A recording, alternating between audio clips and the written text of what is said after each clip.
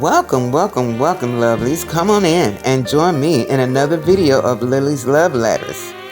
Today we're presenting a Saturday Seafood Lillight for two.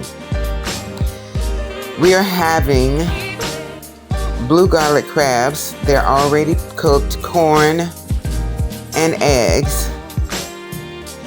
Right now you'll see me cooking the shrimp. I'm going to make a shrimp stir fry.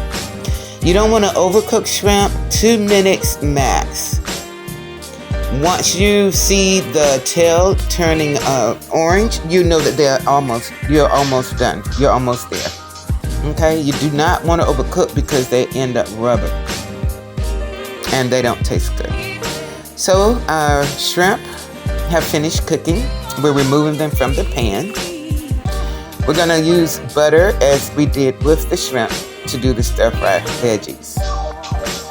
You can also add olive oil, but in this case I decided not to. And that's the beautiful thing about cooking. It's an art form. You brush, stroke, add as you like according to your taste and your taste buds. I am going to add a little olive oil to the stir fry.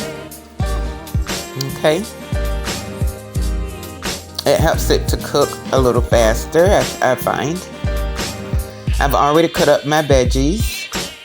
The shrimp are already prepared.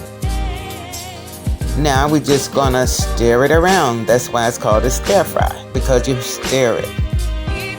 Alrighty. I am going to add a little more flavor or seasoning. In this instance, I'm using garlic powder. I'm sorry, not garlic powder, but ranch powder. Again, you can season it to taste, whatever you like. That's what makes it artsy. I like to use the pink salt. Okay? Because when I use that, I don't taste the salt content as much. And that's a preference as well.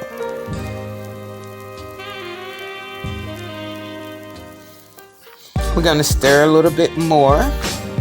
I do not like my veggies well done when I'm using other foods with them. I do not. Because for one thing, I like for the consistency to be like kind of in between. Also for the fact that if I eat it the next day, then it, can cook down a little more. I don't like it soggy or too soft. And also I'm going to be adding the shrimp that were already prepared that only take about 2 minutes. Here you'll see that I'm adding Worcestershire sauce. Gives it a good flavor. I add it to a lot of my dishes.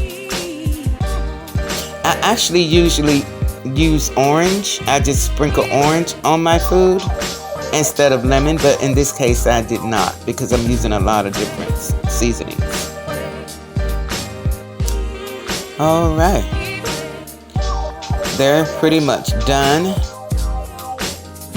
And mushrooms don't take long, so I just decided to add some mushrooms into the mix. I love mushrooms as well, so I decided to add mushrooms in. And that's, again, is the beauty of it.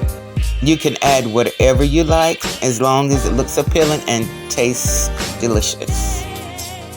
Just continuing to stir. Now I'm just cutting up some of the veggies to make sure that they're not done too well.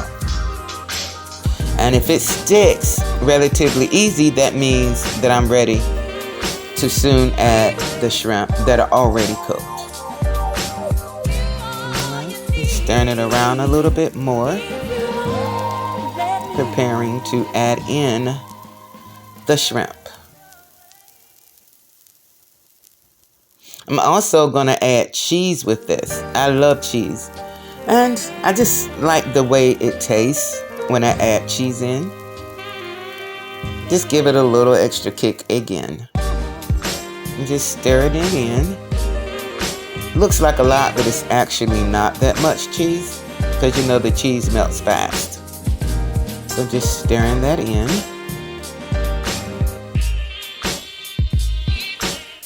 Looks delicious, looks colorful, and it is delicious.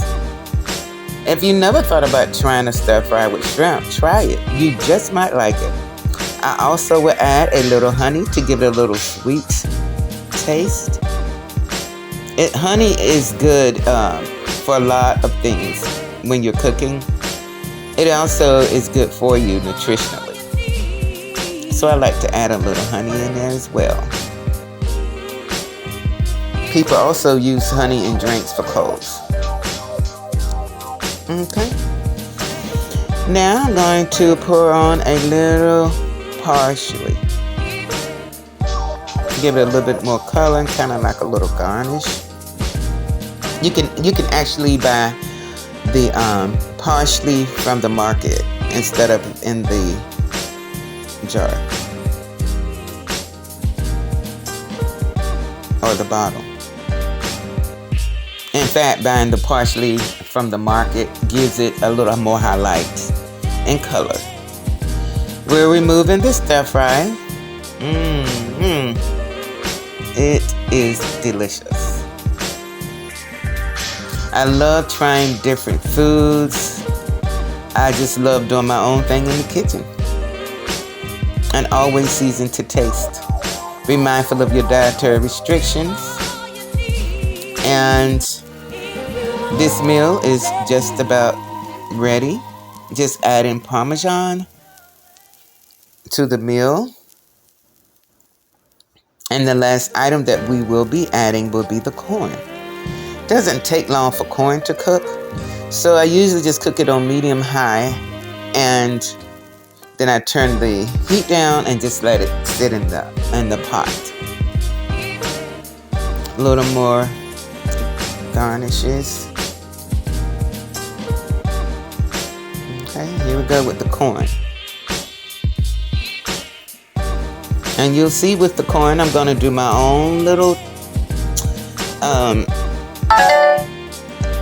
my own little thing with it as far as putting a little seasoning to it and flavor.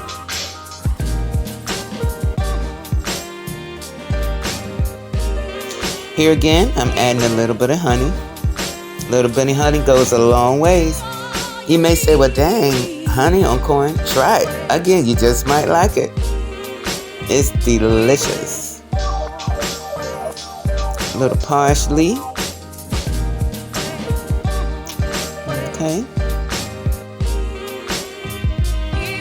Now I'm adding my garnishes. This happens to be spinach. It's just to give it a little more color and presentation.